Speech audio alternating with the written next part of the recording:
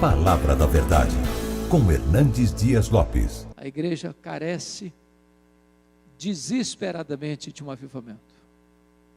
Só um grande avivamento pode levantar a igreja nesta geração, secularizada, tão assolada pelo ateísmo.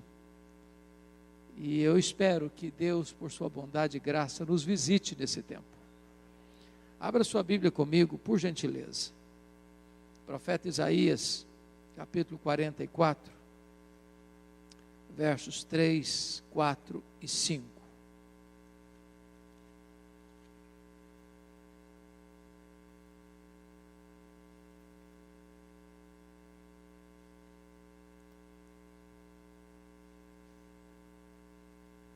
Isaías 44, 3 a 5. Peço a você que não feche sua Bíblia depois da leitura, por gentileza, acompanhando comigo a exposição. Porque derramarei água sobre o sedento, e torrentes sobre a terra seca. Derramarei o meu espírito sobre a tua posteridade, e a minha bênção sobre os teus descendentes. E brotarão como a erva, como salgueiro junto às correntes das águas. Um dirá: eu sou do Senhor. Outro se chamará do nome de Jacó. O outro ainda escreverá na própria mão: eu sou do Senhor. E por sobrenome tomará o nome de Israel. Amém. Há alguns anos eu estava pregando sobre avivamento na cidade de Salvador, na Bahia. E naquela ocasião, após o culto, havia uma repórter da cidade de Salvador para fazer uma entrevista. E aquela moça me olhou nos olhos e me fez uma pergunta perturbadora. Ela me perguntou assim: o senhor crê no que prega? Eu disse: é claro que eu creio no que eu prego. E ela, um tanto quanto incrédula, cética, perguntou assim: mas o senhor crê que ainda hoje possa acontecer um avivamento? Que Deus pode visitar uma igreja, impactar uma cidade, isso reverberar para a nação inteira? Eu disse: eu creio nisso. Ela, um tanto quanto incrédula ainda, perguntou: mas o senhor pode dar pelo menos então alguma evidência disso? Eu disse: posso. Citei para aquela repórter no dia o que aconteceu lá há muitos séculos, século XVIII, na Inglaterra. Vocês sabem que, como fruto do iluminismo francês, uma onda de ateísmo varreu a Europa. Isso atingiu de cheio as igrejas. As igrejas evangélicas, cristãs, ficaram vazias na Europa. Na Inglaterra, para vocês terem uma ideia, de cada 6 casas, um era um prostíbulo. As igrejas estavam completamente vazias. Pregadores descomprometidos pregavam sermões mortos para auditórios vazios e sonolentos, e desciam do púlpito para se embriagar nas mesas de jogo. Ninguém acreditava que a igreja da Inglaterra pudesse renovar-se e levantar-se das cinzas. Quando todos, entretanto, apostavam no fracasso irremediável da igreja, Deus levantou um grupo de estudantes na Universidade de Oxford para orar por avivamento. Dentre eles estava John Wesley, George Whitefield. E esses moços oraram com fervor, confessaram seus pecados, se humilharam diante de Deus, clamaram aos céus, fizeram vigílias de oração.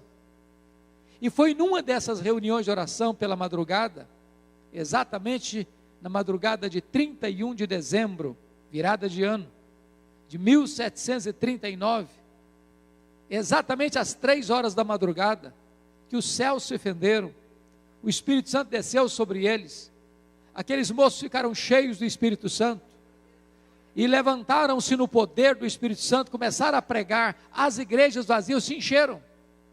Nas praças as pessoas disputavam espaço para ouvir a palavra de Deus. Esse avivamento varreu toda a Inglaterra e centenas de milhares de pessoas foram salvas. Mais tarde, os historiadores registraram que foi este avivamento francês, este avivamento em inglês, que salvou a Inglaterra do banho de sangue da Revolução Francesa, que estava rodando pelo mundo. Mas eu contei para aquela repórter um exemplo mais contemporâneo. Eu falei para ela da Romênia. Talvez alguns aqui acompanharam como a Romênia viveu, não tão distante de nós, momentos dramáticos, debaixo do governo de um ditador cruel, sanguinário, perverso, chamado Ceausescu, e a sua mulher. A Romênia viveu muitos anos debaixo deste tacão cruel. Para vocês terem uma ideia, se fazia longas filas para se comprar 1 litro de leite. Se alguém reclamasse na fila, a polícia secreta de Ceausescu assassinava a pessoa. O governo usava meninas, moças de famílias, para programas de prostituição. E se o pai reclamasse, era assassinado.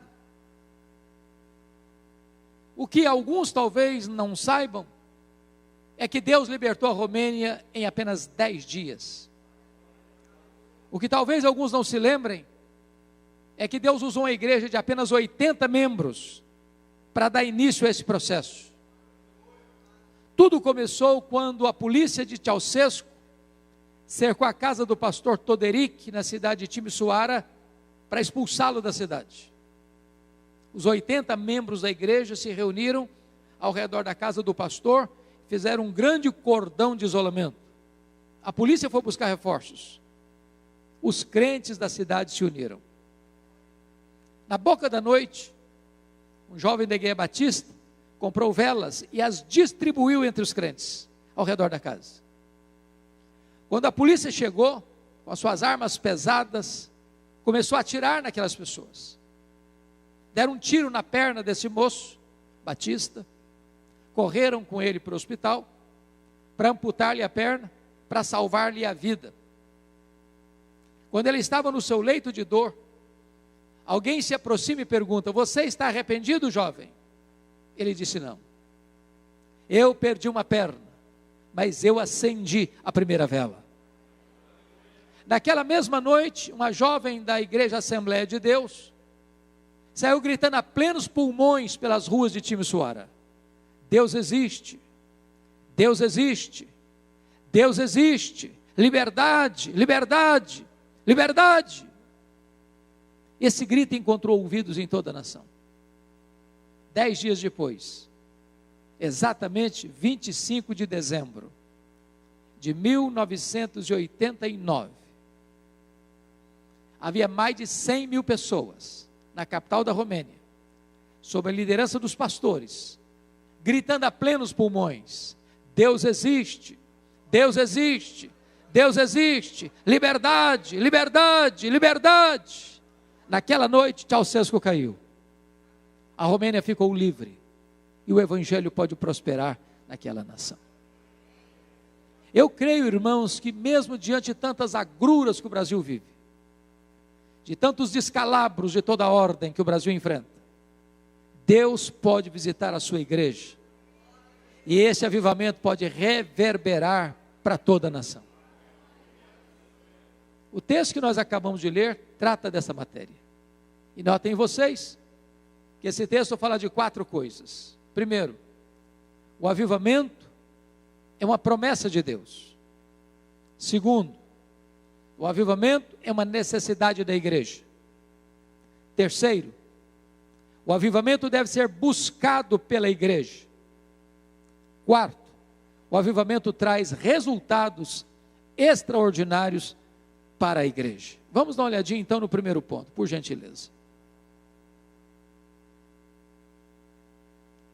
O avivamento é uma promessa de Deus. Olhe comigo o verso 3. Porque derramarei água sobre o sedento, torrente sobre a terra seca, derramarei meu espírito sobre a tua posteridade, e a minha bênção sobre os teus descendentes. Essa promessa de Deus tem duas características. Primeiro, ela é uma promessa segura. Segura porque quem está prometendo não é um homem, não é uma igreja, não é uma denominação. Quem está prometendo é o Deus que fala e cumpre o que diz, que não é homem para mentir. E quando Ele faz, ninguém pode impedir a sua mão de fazê-lo. A expectativa que nós temos de um avivamento, irmãos, não é porque nós achamos que podemos produzi-lo, como já foi dito aqui. Avivamento é obra de Deus. É uma ação soberana do Espírito Santo de Deus. E temos promessa de que ele vai acontecer.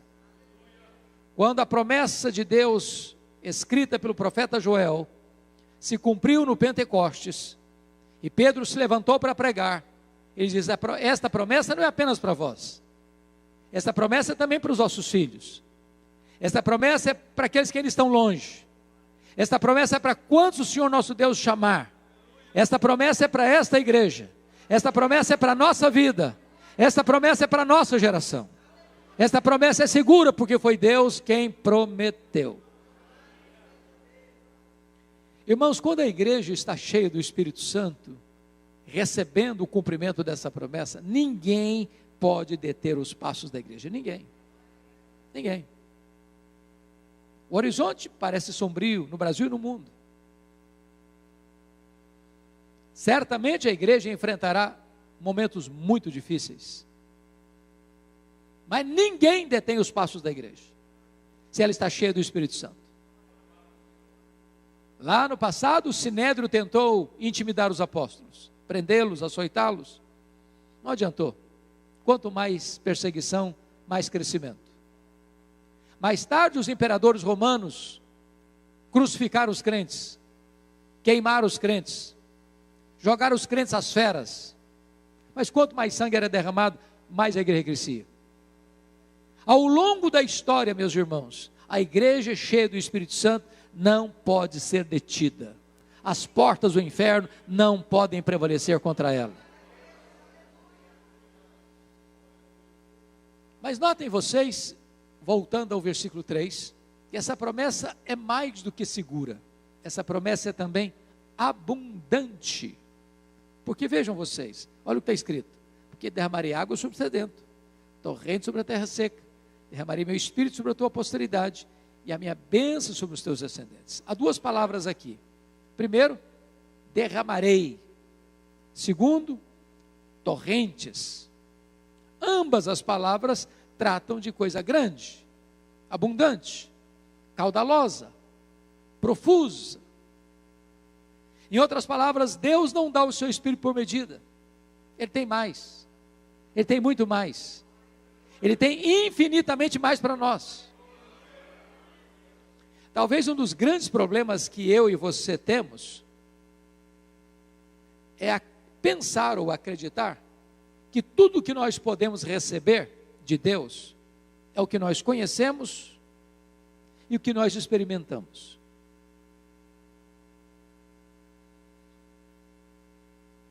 Limitamos a obra de Deus ao que sabemos e ao que experimentamos. Mas me permita trazer a memória esclarecida de vocês, para mim, a oração mais audaciosa que alguém já fez.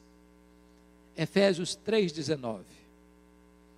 Efésios 3,19, Paulo está orando e pede assim para Deus, para que sejamos tomados, não de Deus, não da plenitude de Deus, mas que sejamos tomados de toda a plenitude de Deus. Bom, isso me faz levar ou me conduzir a uma pergunta: quem é Deus? Quem é Deus? Então, vamos lembrar da escola bíblica dominical. Vamos lembrar só os atributos que Deus tem e não partilha conosco. Chamamos de atributos incomunicáveis. Deus é autoexistente, Deus é infinito, Deus é imenso, Deus é eterno, Deus é imutável, Deus é onipotente, Deus é onipresente, Deus é onisciente, Deus é transcendente, Deus é soberano, Deus é maior do que tudo quanto Ele criou. Bom, Uma outra pergunta é preciso fazer.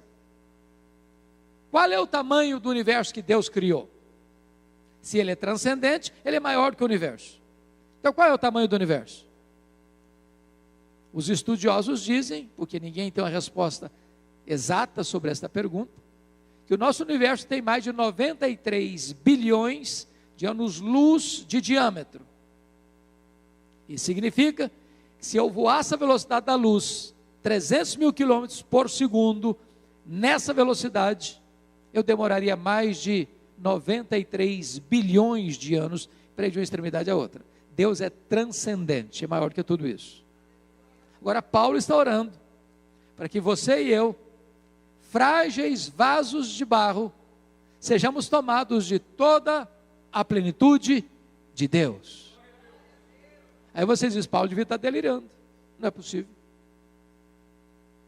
Mas para que nós não cheguemos equivocadamente a essa conclusão, ele diz em Efésios 3:20 assim, ora, àquele que é poderoso para fazer não mais, não muito mais, mas infinitamente mais do que tudo quanto pedimos ou pensamos, conforme o seu poder que opera em nós, a ele seja a glória na igreja, em Cristo Jesus, agora e pelos séculos eternos. Às vezes nós pegamos esse versículo, que Deus é poderoso para fazer infinitamente mais, para coisas pequenas. Você está enfrentando um problema, seja de saúde, seja financeiro, seja conjugal, seja na família, e você diz, olha, Deus pode fazer infinitamente mais. É verdade, pode mesmo.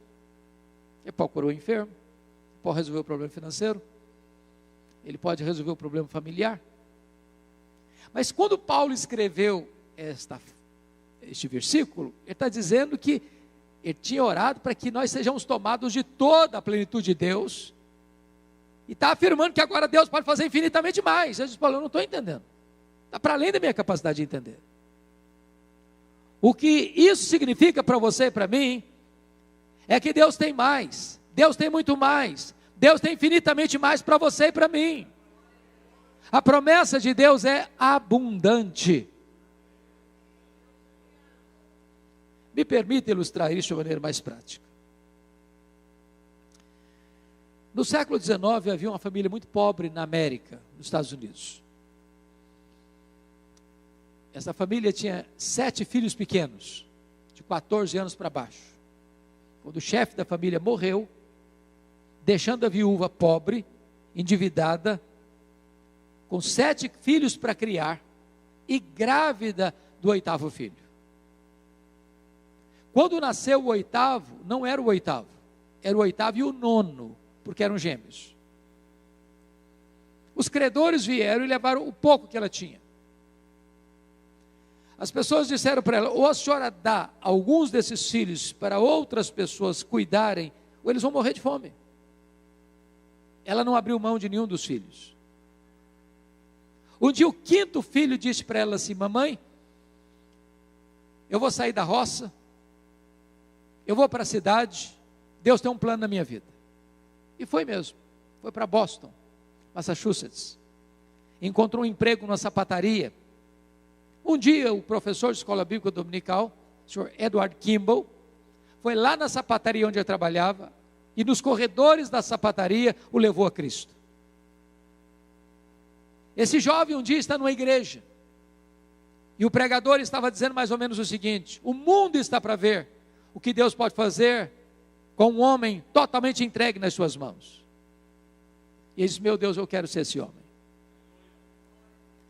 Ele já era um pregador conhecido na América, ele estava pregando em Chicago, no estado de Illinois, quando 2 senhoras idosas da igreja metodista abordaram-no na porta da igreja assim, estamos orando pelo senhor.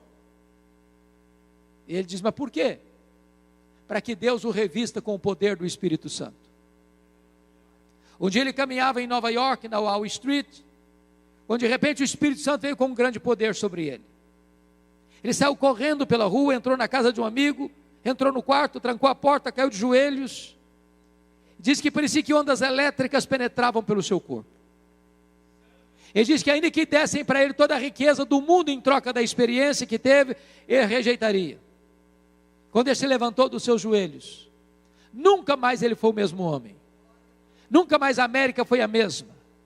Aquele homem, a partir daquele dia, levou mais de 500 mil pessoas a Cristo.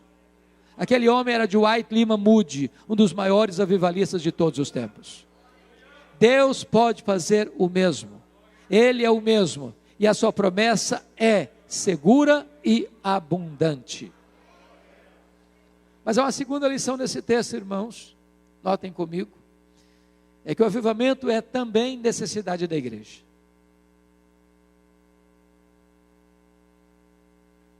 Volte de novo os seus olhos para o verso 3. Porque derramarei água sobre o sedento, torrente sobre a terra seca. Derramarei meu espírito sobre a tua posteridade e a minha bênção sobre os teus ascendentes. Há muitos símbolos do Espírito Santo na Bíblia, como o hálito, o vento, o fogo, a pomba, o óleo, o azeite, a água. Por que aqui a água foi escolhida como símbolo do Espírito Santo? Quando ele diz derramarei água sobre o sedento e torrente sobre a terra seca, ele está pegando uma metáfora, uma ilustração, para ilustrar, ensinar o que significa a ação do Espírito Santo na nossa vida. E eu queria, usando essa figura, trazer 3 coisas aqui para o nosso ensino. Primeiro, não tem vida sem água. Você pode ter o melhor terreno, você pode ter a melhor semente, você pode ter os melhores insumos, você pode ter a melhor tecnologia. Se não tiver água, a semente morre mirrada no ventre da terra. Mas o que significa isso? Você pode ter templos modernos, você pode ter tecnologia sofisticada, você pode ter músicos de excelência, você pode ter pregadores eruditos, você pode ter tecnologia e metodologia de comunicação, mas sem o Espírito Santo não tem vida na igreja. Nós poderíamos reunir todo o nosso conhecimento e não produziríamos sequer uma conversão. Só o Espírito Santo tem esse poder. A igreja precisa do Espírito Santo. Ela depende do Espírito Santo. É o Espírito Santo quem convence o pecado. É o Espírito Santo quem dá a fé salvadora. É o Espírito Santo quem regenera. É o Espírito Santo quem nos batiza no corpo de Cristo. É o Espírito Santo quem nos santifica. É o Espírito Santo quem nos dá poder. É o Espírito Santo quem conduz a igreja adiante. Mas em segundo lugar, irmãos, a água é necessária para purificar. Purificar. Eu não sei se você já fez a pergunta que Leonard Ravenhill coloca no título do seu livro. Por que tarda o pleno avivamento? Eu já fiz essa pergunta tantas vezes. Por que, meu Deus? Esta chuva cai ali e acolá, mas não cai aqui? Por que, meu Deus, numa universidade como Asbury, uma reunião de oração dura mais de uma semana, e o mundo inteiro põe os seus olhos lá, e todos aqueles que foram para lá foram impactados pela presença de Deus, enquanto do nosso lado tem universidades secularizadas, e jovens crentes com o coração gelado? O que é que retém as chuvas? O que é que retém as torrentes do avivamento? A única resposta a isso, irmãos, o que detém ou retém as chuvas do avivamento, é o pecado. É o pecado. Já foi dito aqui, se o meu povo que se chama pelo meu nome, se humilhar e orar e me buscar, e se converter de seus maus caminhos, então eu ouvirei dos céus, perderei os seus pecados, e sararei a sua terra. A ordem de Deus é santificai-vos, porque amanhã o Senhor fará maravilhas no meio de vós. Antes de Elias subir para o Carmelo e pedir as torrentes de Deus, ele tirou o Baal do caminho.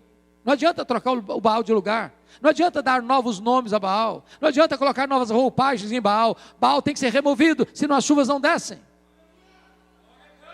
É preciso, irmãos, enfrentar o pecado. Todo o avivamento na história foi precedido por arrependimento, por choro pelo pecado, por convicção de pecado, por abandono de pecado. Do contrário, as chuvas não vêm. Porque o propósito da água é purificar. Eu não sei quanto a vocês, mas quando Jesus diz assim, quando o Espírito Santo vier, ele vai convencer o mundo do pecado, da justiça e do juízo. Hoje você olha, via de regra, para o rosto dos crentes, e você olha a vida dos crentes, e você olha como os crentes vivem, e parece que há uma sonolência espiritual, uma espécie de torpor espiritual. A secularização, o esfriamento, a mornidão espiritual, nada tem nada a ver. E é necessário que a igreja comece a ser confrontada com essa questão do arrependimento. A grande manchete do reino de Deus é arrependimento. Essa foi a mensagem dos profetas, essa foi a mensagem de João Batista, essa foi a mensagem de Jesus, essa foi a mensagem dos apóstolos, essa foi a mensagem dos pais da igreja, essa foi a mensagem dos reformadores, essa foi a mensagem dos avivalistas, essa é a mensagem da igreja. Sem arrependimento, as chuvas serão retidas. Mas em terceiro lugar, a água é necessária para matar a sede. Irmãos, nós poderíamos ter aqui a pessoa mais rica do estado do Espírito Santo. Poderíamos ter aqui a pessoa que mora na casa mais cara de Vitória, ou da Grande Vitória, ou no apartamento mais luxuoso dessa cidade. Nós poderíamos ter aqui a pessoa com a conta bancária mais robusta e que detém o maior patrimônio financeiro deste estado, quem sabe desta nação. Mas sem o Espírito Santo, essa pessoa está vazia. Sem o Espírito Santo, essa pessoa não encontra sentido em nada daquilo que ela põe a mão. Nas palavras de Salomão, nem bebida, nem festa, nem riqueza, nem fama, nem sexo, nem qualquer outra coisa que o homem põe a mão, satisfaz a alma dele, preenche o vazio do coração dele, porque Deus botou a eternidade no coração dele, e tudo aquilo que é terreno, temporal e limitado, não pode preencher esse vazio. Só uma pessoa cheia do Espírito Santo encontrou o sentido pleno da vida. Precisamos do Espírito Santo, dependemos do Espírito Santo. Mas me permita compartilhar a terceira lição do texto.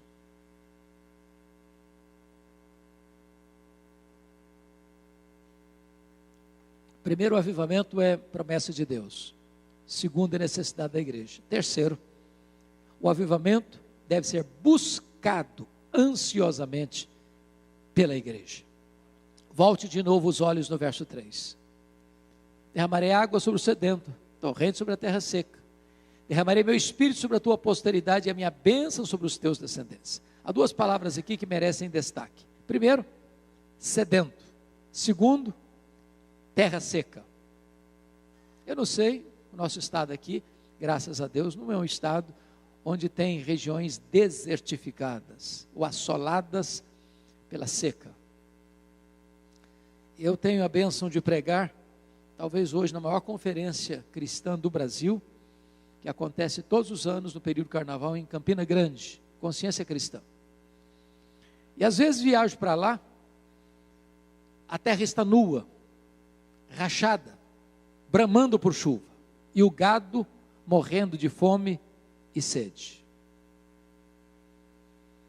Mas deixemos a terra e pensemos em nós. Você já sentiu sede num lugar ermo, sem água? O desespero que é? A sede é diferente da fome. Quando você está com fome, o seu estômago dói, o alarme toca. Mas se você não se alimenta, a fome vai embora. E você jejua 1 dia, 2 dias, 3 dias, 1 semana, 15 dias. Eu conheço pessoas que jejuam 40 dias, sem perder o vigor. Mas não é assim com a sede. A sede é implacável. A sede esmaga você. A sede tortura você. A sede seca você. A sede mata você. Sabe quando a igreja há de experimentar um avivamento? é quando a igreja tiver sede de Deus. Sede de Deus. Sede de Deus. Quando você olha para a agenda da igreja evangélica brasileira, via de regra, as pessoas estão correndo atrás das bênçãos de Deus. Elas querem coisas. O centro de tudo não é Deus, são elas mesmas. Mas avivamento não é sede de bênção. Avivamento é sede do abençoador. Não é sede de coisas, é sede do doador das coisas. É sede de Deus. É por isso, irmãos, que nunca aconteceu, nem no registro bíblico, nem no registro da história, nenhum avivamento que não tenha sido precedido por oração, oração, oração.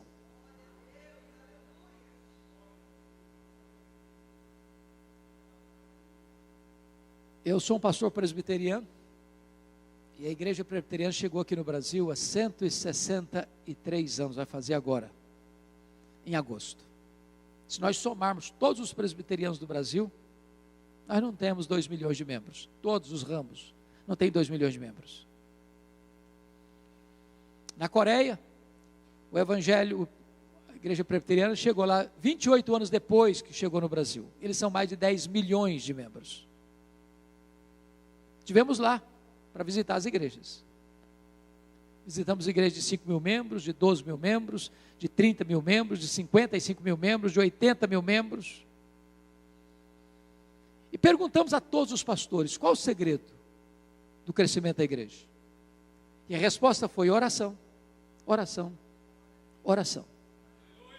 Na Coreia, nenhuma igreja pode ser organizada como igreja se não tiver uma reunião diária de oração pela madrugada. Fomos num seminário, maior seminário da época, 1.860 alunos. O diretor do seminário disse assim: aqui no seminário, se um seminarista faltar a 2 reuniões de oração de madrugada durante o ano, não sendo por um motivo imperativo, ele é mandado embora, que não serve para ser pastor. Fiquei pensando, meu Deus, se fosse no Brasil, então já estava tudo fechado, porque pensa num negócio complicado é levar seminarista para reunião de oração. Nós fomos uma reunião de uma igreja, a igreja Myeonsong, que tinha na época 55 mil membros, está hoje com mais de 80 mil membros. Tinha 4 reuniões diárias de oração. Uma das 4 às 5, outra das 5 às 6, outra das 6 às 7, outra das 7 às 8. Eu nunca vi nada semelhante. Nós chegamos, estava escuro ainda, frio. Quando nós chegamos no pátio, os diáconos todos com lanternas, apitos, coordenando o estacionamento.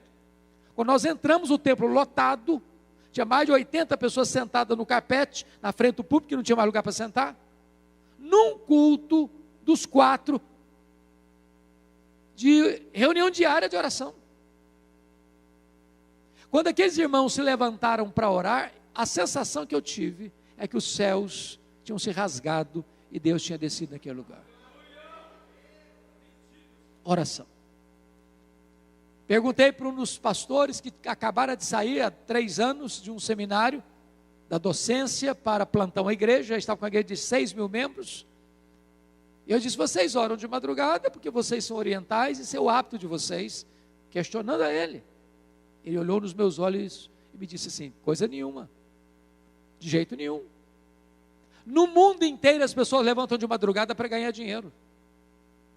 Nós levantamos de madrugada para orar, porque Deus é prioridade na nossa vida. Se nós queremos avivamento, irmãos, nós precisamos ter sede de Deus, sede de Deus, sede de Deus.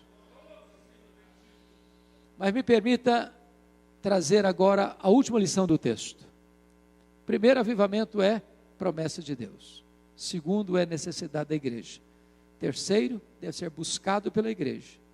Mas em quarto lugar, o avivamento traz resultados extraordinários para a igreja. Veja comigo, em primeiro lugar, o verso 4. O primeiro resultado, irmãos, é um crescimento numérico exponencial. E os teus descendentes brotarão como erva, como salgueiro junto às correntes das águas. Já pensaram nisso? Em tempos de avivamento, irmãos, tem grandes colheitas. Grandes colheitas. foi mencionado agora há pouco, que nós temos aqui em frente a maior universidade do estado do Espírito Santo.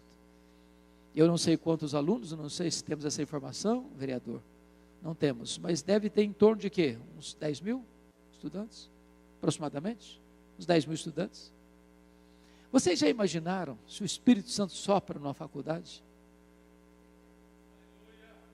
E a moçada, em vez de ir para o bar, recorre à igreja? Um jovem chamado Evan Roberts, em 1904, no país de Gales, entrou no gabinete do seu pastor. Seu pastor já era um senhor já idoso, de cabelos brancos, e viu o pastor dele estirado no chão, gemendo, chorando, clamando e dizendo: Deus, dobra a minha vida, oh meu Deus, dobra a minha vida. E o menino saiu muito impactado dali. No domingo seguinte, ele estava na igreja, ele estudava numa cidadezinha próxima. Enquanto o pastor pregava, o coração dele ardia. E ardia para voltar para a sua cidadezinha, chamada de Lagor, para começar uma reunião de oração com os jovens da igreja. Pedi orientação para o pastor. Disse: pastor, eu escutei o seu sermão. Enquanto o senhor pregava, meu coração ardia. E o desejo meu aqui é de voltar para a minha cidade e começar uma reunião de oração. Mas não tenho muita convicção se isso é de Deus, se não é de Deus, se isso é voz de Deus ou do diabo. O pastor disse: meu filho, é para orar? É. Então pode voltar, que é Deus falando. O diabo não manda ninguém orar não, pode voltar, é Deus falando com você. E ele voltou. Na segunda-feira ele reuniu os moços. A reunião foi até 10h30 da noite. Na terça-feira a igreja estava em peso. Na quarta-feira uma multidão. No sábado, para encurtar a conversa, o comércio da cidade fechou. Ninguém queria saber de outra coisa a não ser buscar a Deus.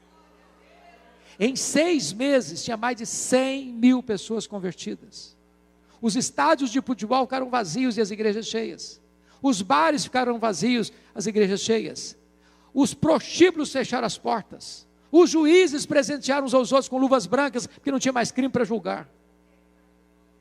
Vocês já imaginaram quantas pessoas passam na frente dos nossos templos todo dia, todo dia, todo dia?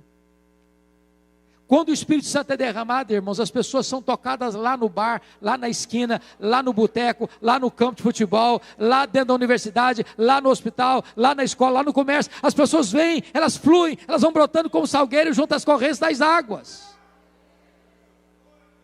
Anseio por isso, ardentemente. Deus pode fazer mais num dia de avivamento que nós conseguimos fazer em anos, na força do braço da carne.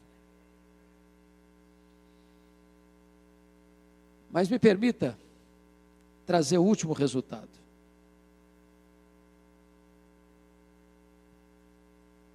Primeiro, é um crescimento numérico exponencial. Segundo, é um testemunho verbal de todos os crentes. Versículo 5, olha aí comigo. Um dirá: eu sou do Senhor. O outro se chamará do nome de Jacó. O outro ainda escreverá na própria mão: eu sou do Senhor. E por sobrenome tomará o nome de Israel. O Instituto Moody fez uma pesquisa e constatou que 95% dos crentes nunca levaram uma pessoa a Cristo. 95%. Se isso fosse um fenômeno biológico, a raça humana já estava correndo risco de extinção.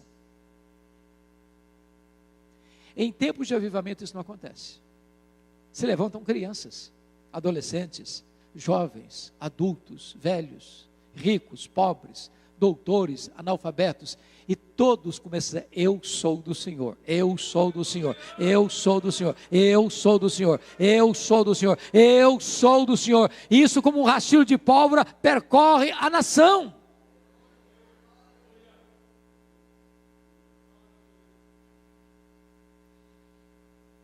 Me permitam um testemunho pessoal. Eu fui para o seminário em 1978. Eu fui criado na roça e acho que eu era o mais caipira de todos os meus colegas. Cheguei no seminário de Campinas, naquela época muitas dificuldades financeiras, quase todos nós tínhamos muitas dificuldades financeiras, não tinha dinheiro para pagar um ônibus para ir na cidade, tinha que ir a pé. E aí, com a graça de Deus, uma missionária americana fez amizade comigo, logo na minha chegada, e disse assim: eu vou lhe apresentar a cidade de Campinas. E o primeiro lugar que ela me levou foi na escola de cadetes, até hoje uma escola muito pomposa na cidade de Campinas. E eu não sei se vocês sabem, mas via de regra, quando o cidadão vai para o seminário, ele prega até para poste no meio da rua, ele está com o coração fervendo. Então cheguei, primeira pessoa que eu encontrei na frente, óbvio, um cadete, com o nome bordado na lapela da farda dele, João Miguel Corpas, com a metralhadora na mão, no seu posto. E eu me aproximei e fui logo falando com ele: e aí, João Miguel, tudo bem? Você conhece a Jesus, o Filho do Deus vivo? O cara faltou pouco me bater. Ele era ateu, ele zombou da minha fé, ele disse: eu não acredito nessa tolice, e por favor não me incomode. E eu fiquei perdido, sem rumo, gelado na frente dele. Mas de repente, o Espírito Santo me deu um pouquinho de coragem. Eu disse: João Miguel Corpas, tá bom, você mandou embora, eu vou sim, mas antes de ir embora, eu preciso falar 3 coisas para você. Primeiro, Deus existe assim mesmo. Você crendo nele ou não, ele existe. Deus não depende de você crer nele para ele existir, ele existe assim mesmo. Segundo, esse Deus ama você. Esse Deus ama muito você. E esse Deus provou o amor dele por você, mandando Jesus Cristo, seu Filho, para morrer por você, para dar a você a vida eterna. E terceiro, você é um pecador. E se você não se arrepender, você vai para o inferno. E até logo. E saiu o mais rápido que eu podia, o cara estava com a metralhadora na mão. O que eu jamais podia imaginar é que a missionária voltasse no seminário no dia seguinte. E ela voltou. Ela disse: Hernandes, eu preciso que você vá na minha casa agora. Eu falei: o que foi? O João Miguel Corpas está lá em casa e quer te ver. Aí eu fiquei preocupado. Falei: meu Deus, eu acho que eu não fui polido, não fui educado com o rapaz, ele deve estar muito com raiva de mim. E fui lá para lá pensar 1000 coisas. Quando eu entro na sala, ele está sentado lá no fundo, ele se levantou, correu na minha direção, me agarra pelos braços e quase me tira do chão. E com lágrimas nos olhos, ele me disse: por favor, me fale do seu Deus, me fale do seu Jesus. Aquele cadete estava aos pés do Salvador, se rendendo a Cristo. Era próximo do mês de julho, eu saí de Campinas, fui para Nova Venécia, visitar meus pais. Quando eu retornei, ele me ligou, disse: já levei 3 colegas da escola de cadetes a Cristo. Tornou-se um evangelista. Quando terminou o seminário, eu pedi o contato com João Miguel. Aí, pregando num congresso da CEPAL, lá em Águas de Lindóia, ou Serra Negra, não me lembro exatamente, alguém me procura e diz assim: você tem notícia do João Miguel Corpas? Disse: não, eu queria muito vê-lo. Ele me disse: ele está concorrendo ao generalato, vai ser general. E tem mais, ele é pastor. Ele é pastor da Assembleia de Deus. Na semana seguinte, pregando lá na igreja preteriana em Vila Mariana, em São Paulo, estava lá João Miguel Corpas com a sua esposa para me dar um abraço. Meses depois eu fui a Santos, onde ele mora, para jantar com a família dele. Há 20 dias eu estava pregando no Conselho de Pastores de Santos, lá estava ele para me dar um abraço. E me falou quantas maravilhas Deus fez na sua vida. Isso me trouxe à memória aquele texto da Bíblia: abra a sua boca e eu a encherei. Não é o seu conhecimento, não é a sua eloquência, não é a sua metodologia, é o poder da palavra de Deus. Esta palavra é viva, esta palavra é poderosa. Então abra a sua boca, fale deste nome. Este nome tem poder, o nome de Jesus. Minha oração, queridos irmãos, é que esse tema que vocês escolheram, eu não sei se vocês estão antenados com isso, mas o Brasil inteiro, louvado seja Deus, está voltando a tratar deste tema. voltando a tratar deste tema. E a nossa oração é que avivamento não seja apenas tema de uma palestra, de um congresso, de uma conferência, de uma agenda mensal da igreja. A minha oração é que nós busquemos esse revestimento de poder até que ele venha. Foi a palavra de Jesus à sua igreja, antes de ir ao assunto aos céus. Jesus disse para os seus discípulos: permanecei na cidade, até que do alto sejais revestidos de poder. Antes de enviar a igreja ao mundo, Jesus enviou o Espírito Santo à igreja. E esta ordem nunca pode ser alterada. Que Deus nos ajude. Amém.